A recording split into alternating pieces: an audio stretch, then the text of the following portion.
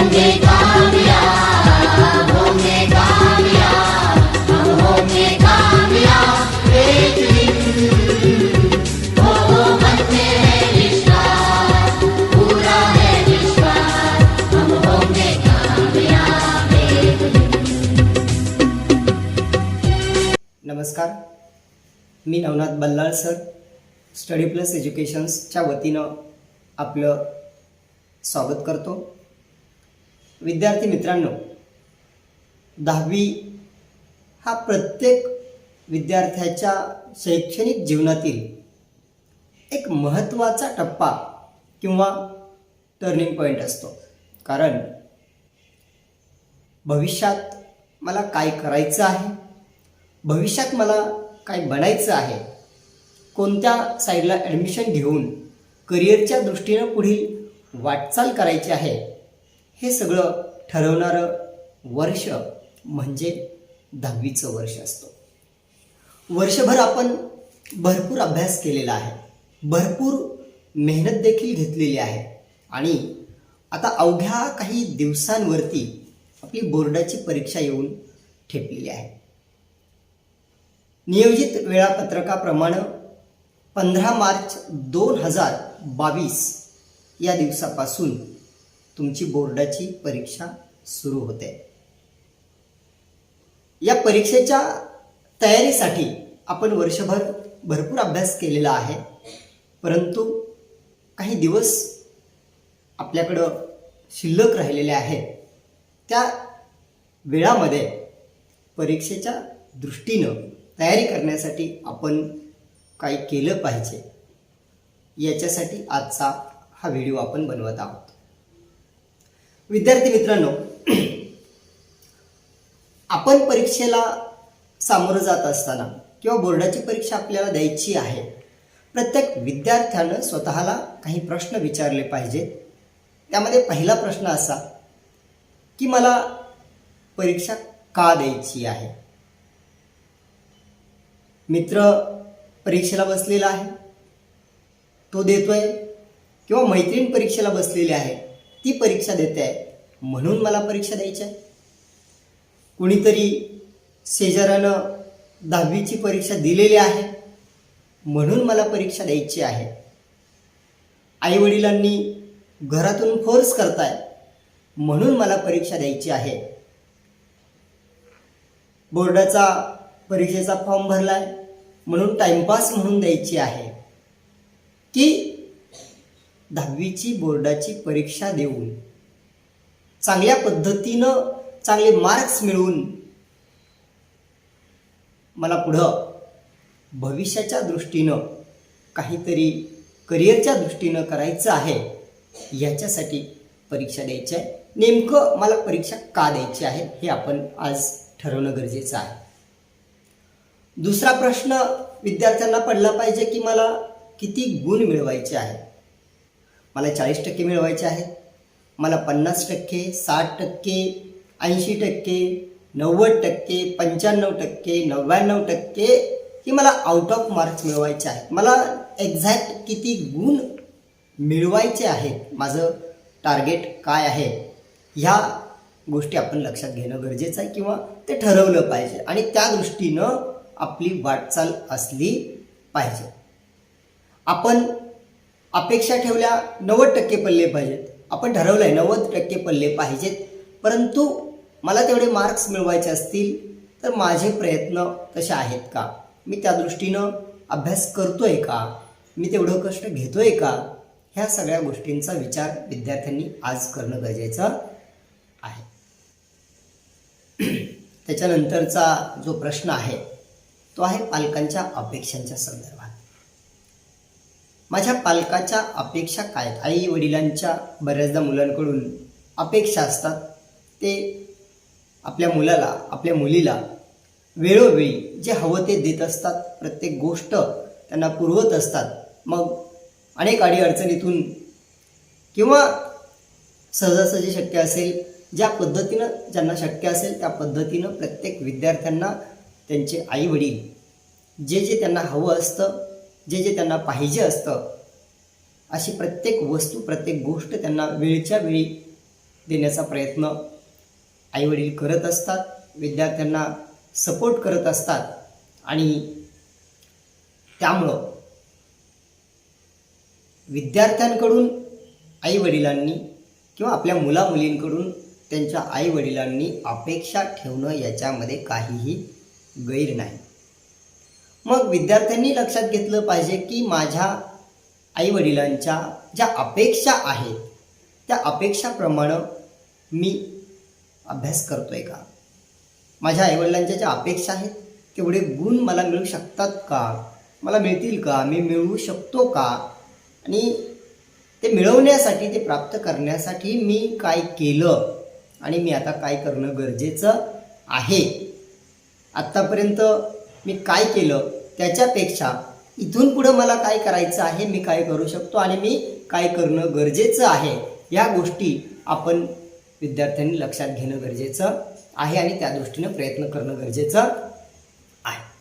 पालकांच्या बाबतीत दुसरा महत्त्वाचा मुद्दा असा की पालकांच्या ज्या अपेक्षा आहेत त्या विद्यार्थ्याच्या कुवतीच्या पलीकडच्या नसाव्यात. विद्यार्थ्यांच्या त्यांची जी क्षमता आहे त्या क्षमतेच्या पलीकडच्या नसाव्यात.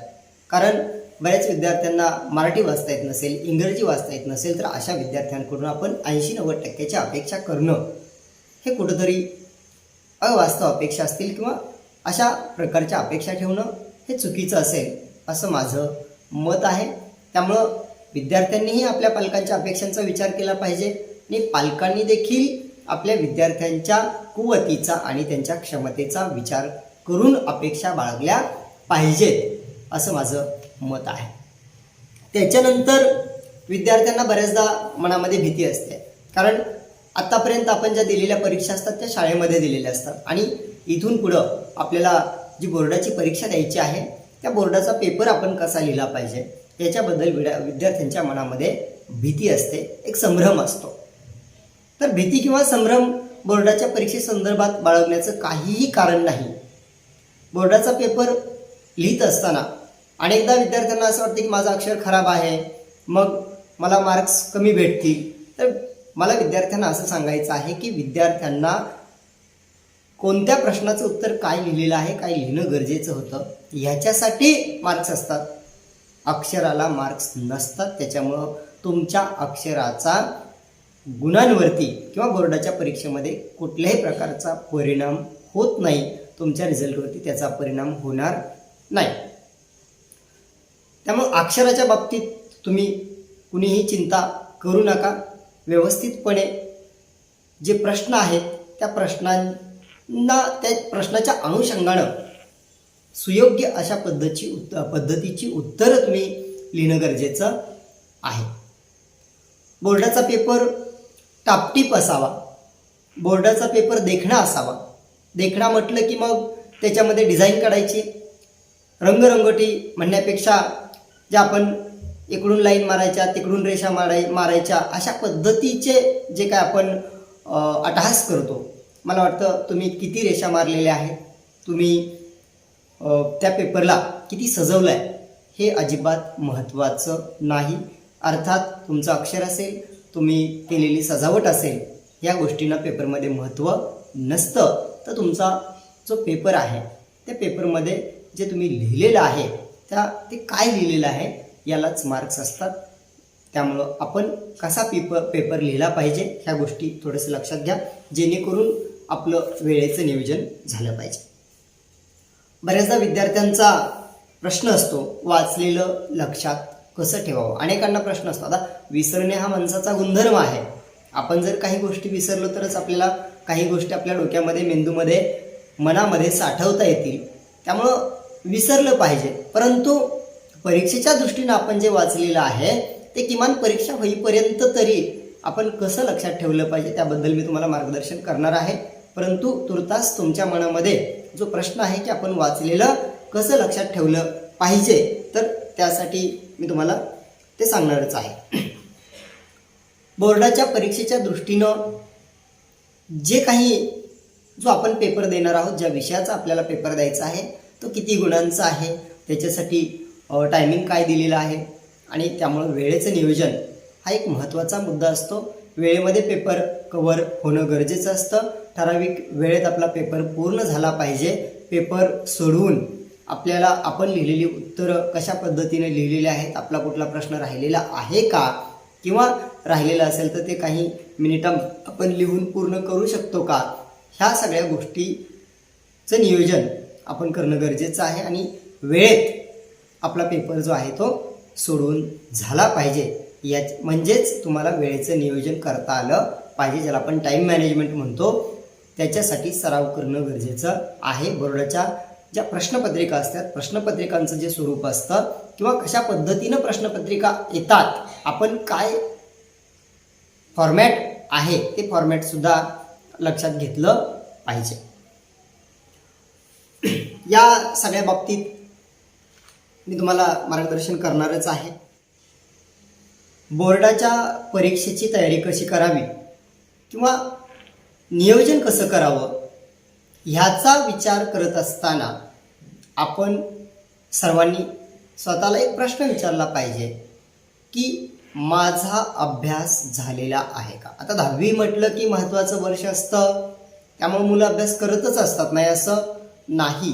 परंतु तरीसुद्धा प्रत्येकानं स्वतःला एक अभ्यासाबद्दल प्रश्न विचारला पाहिजे की माझा अभ्यास झालेला आहे का.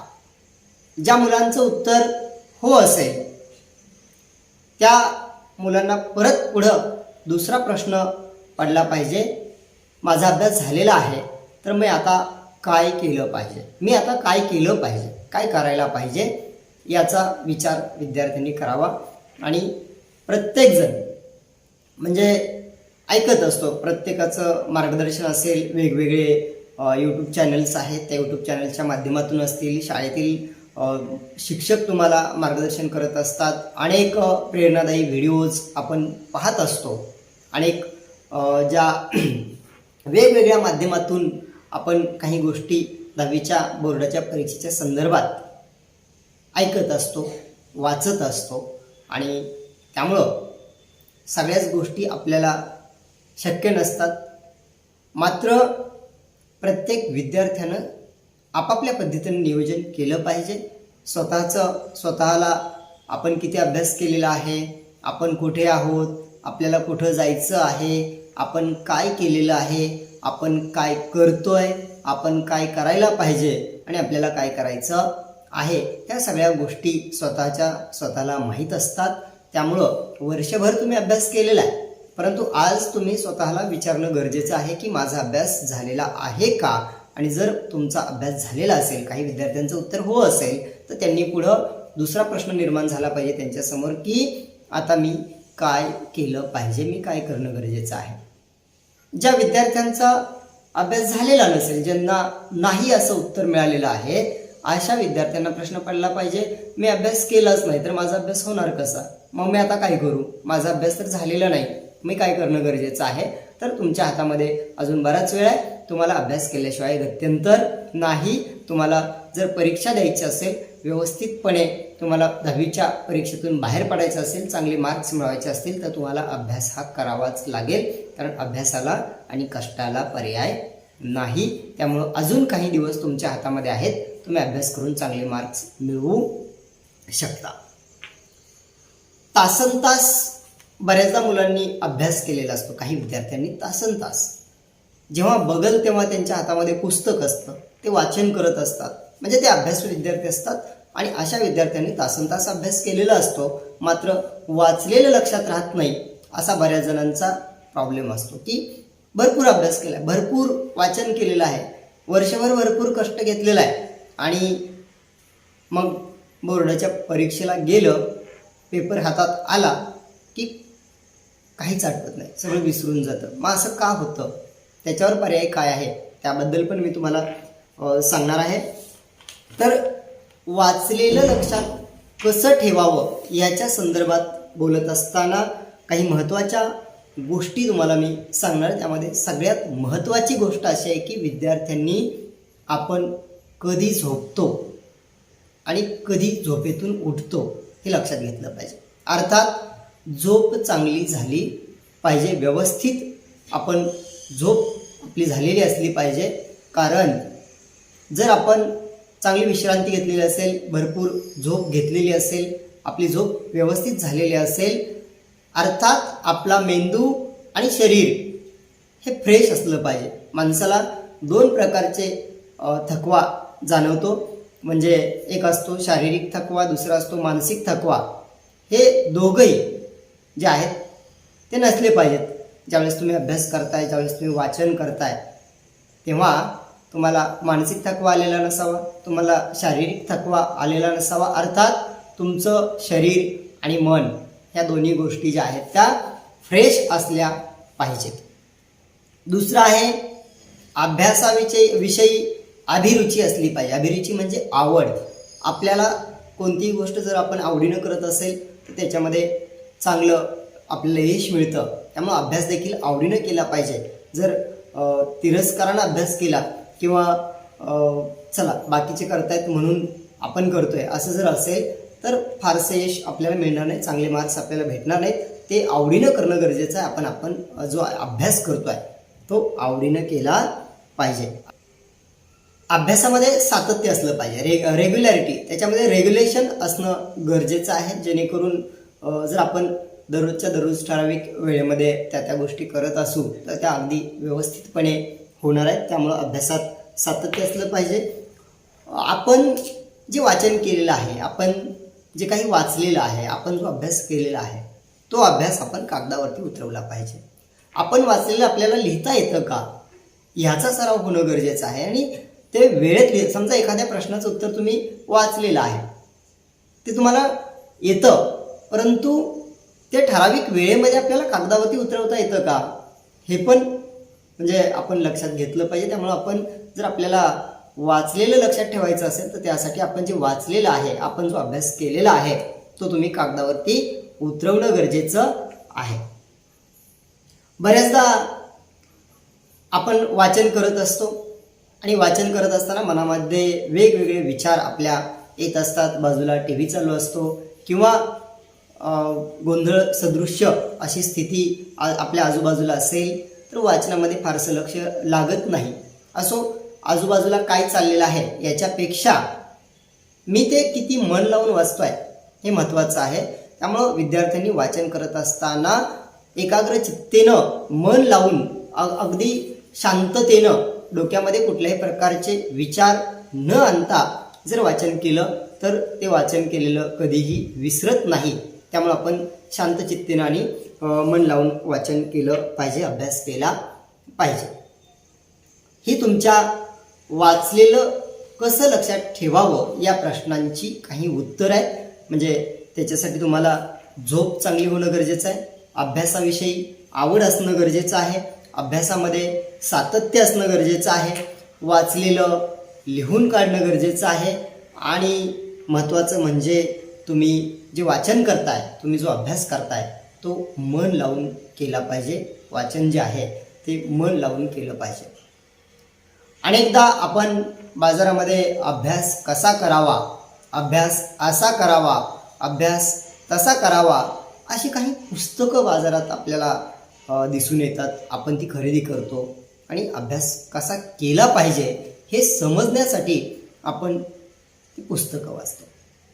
आणि अभ्यास कसा करावा हे समजण्यासाठी पुस्तकं लिहावी लागतात आणि अभ्यास कसा करावा हे आपल्याला समजावं म्हणून ती पुस्तकं वाचावी लागतात. ही फार मोठी शोकांतिक आहे. मला वाटतं अभ्यास कसा करावा ह्याच्याबद्दल फार काही सांगण्याची आवश्यकता नाही आणि त्याच्यासाठी पुस्तकं लिहिण्याची, पुस्तकं वाचण्याची गरज नाही. मी फक्त एका वाक्यामध्ये सांगेल की अभ्यास मन लावून करावा. अभ्यास कसा करावा ह्या प्रश्नाचं एकच उत्तर असेल, अभ्यास मन लावून करावा. बऱ्याचदा विद्यार्थ्यांना सवय असते की आपल्याला जे येत असतं ते आपण रिपीट करत असतो. आपल्याला जे सोपं वाटत असतं तेच आपण डबल वाचत असतो किंवा त्याचीच रिव्हिजन करत असतो.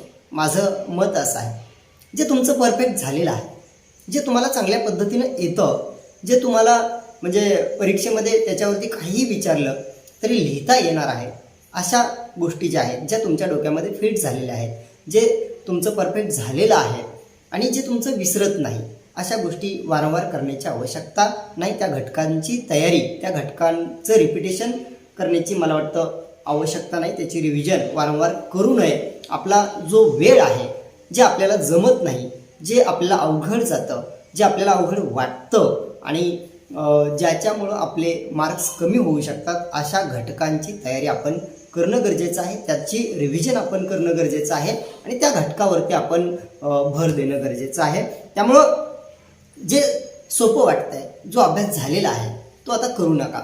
जे अवघड वाटतंय, जे तुम्हाला परीक्षेला येण्याची शक्यता आहे असं वाटतं, अशा घटकांची आता पुन्हा तुम्ही तयारी करणं गरजेचं आहे.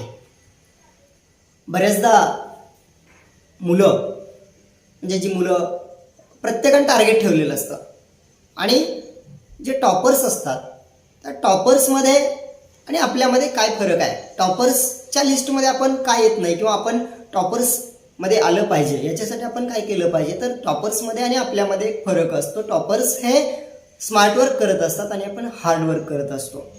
आता हार्डवर्क तर केलंच पाहिजे, परंतु कारण कष्टाला पर्याय नाही, परंतु हार्डवर्क करत असताना आपण त्याच्यामध्ये ॲडिशनल स्मार्टवर्कसुद्धा करणं गरजेचं आहे. आत्ताच्या काळामध्ये येणाऱ्या काही दिवसांमध्ये तुम्हाला हार्डवर्क प्लस स्मार्टवर्क दोन्ही गोष्टी करणं गरजेचं आहे, जेणेकरून तुमचं जे मार्कशीट असणार आहे, तुमचा जो रिझल्ट असणार आहे तो स्ट्रॉंग असेल आणि तुम्हाला चांगल्या कॉलेजला प्रवेश मिळवता येईल.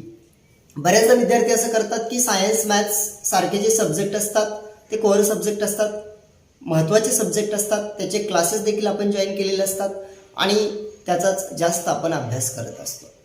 आणि यामुळं बाकीचे जे विषय असतात, इतिहास, भूगोल अर्थात समाजशास्त्र असेल किंवा इतर मराठी, हिंदी सारखे जे विषय, संस्कृत सोपा विषय आहे, संस्कृतला चांगले मार्क्स मिळू शकतात. मात्र मराठी, हिंदी आणि इंग्रजीच्या बाबतीत जर आपण विचार केला तर त्या ठिकाणी भाषा विषयाला जे मार्क्स असतात ते थोडंसं आउट ऑफ मार्क्स मिळवणं अवघड असतं. मात्र चांगले मार्क्स त्यालाही मिळणं गरजेचं आहे. त्यालाही 90+, 95+ मार्क्स मिळाले 97-98पर्यंत तुम्ही त्या विषयांमध्ये सुद्धा मार्क्स घेऊ शकता.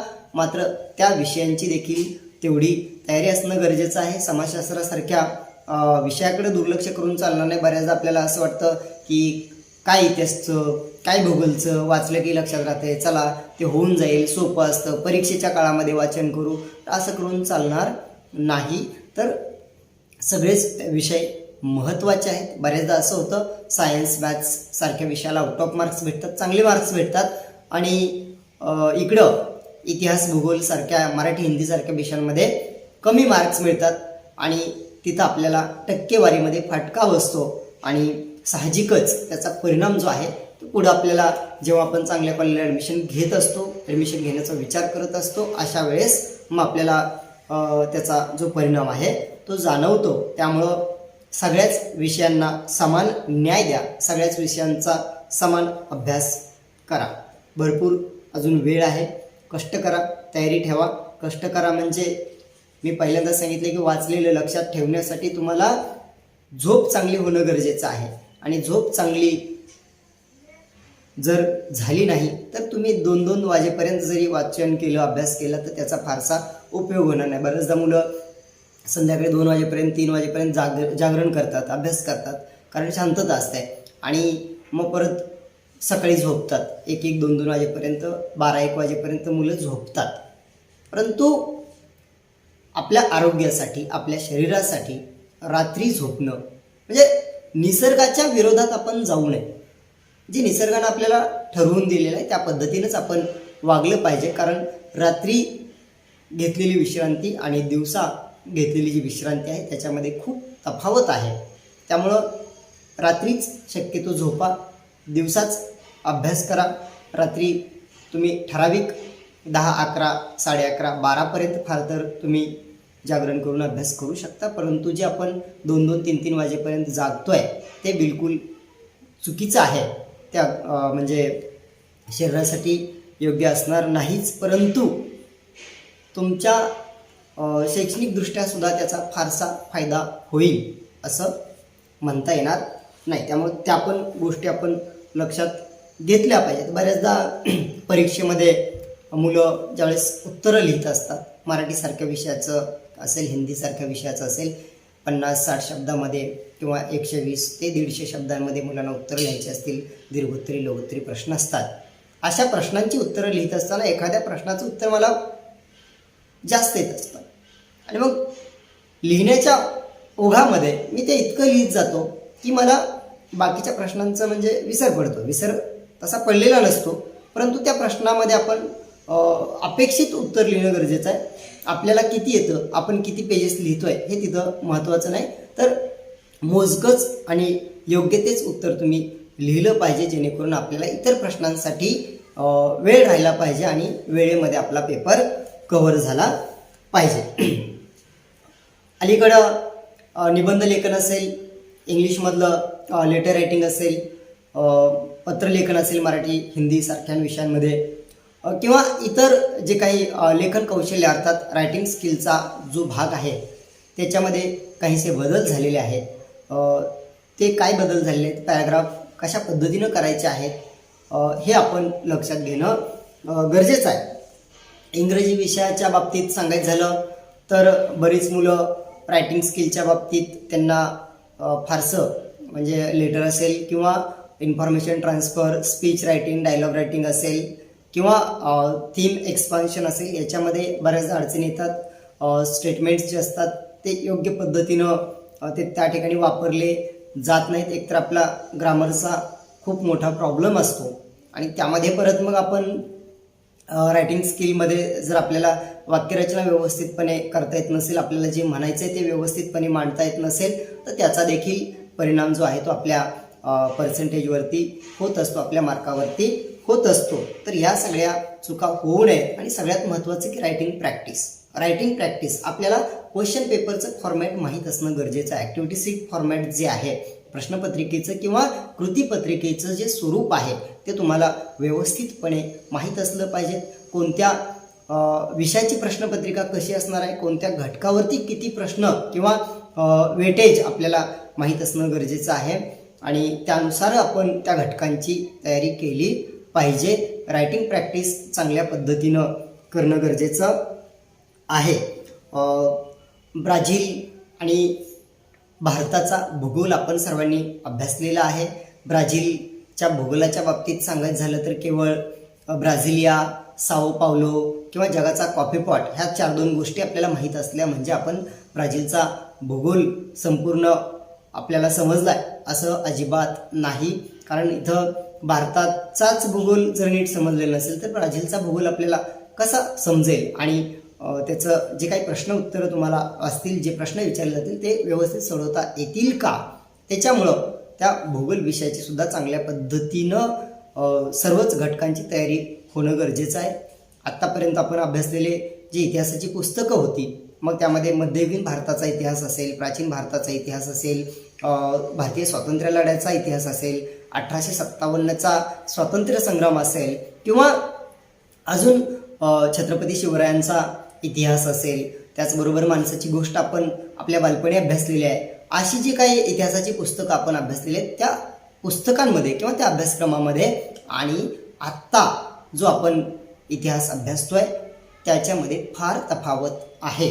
आजचा जो इतिहास आहे, आत्ताचा जो 10वीचा इतिहासाचा अभ्यासक्रम आहे तो जीवनाशी सांगड घालणारा आणि आपल्या दैनंदिन व्यवहारातील ज्या बाबी आहेत त्यांचा इतिहास आहे आणि त्यामुळं तो इतिहास आपल्याला व्यवस्थितपणे समजणं गरजेचं आहे. फार अवघड नाही, परंतु वाटतोय तितका सोपाही नाही. त्यामुळं सगळ्याच विषयांची योग्य पद्धतीनं आपण तयारी करणं गरजेचं आहे.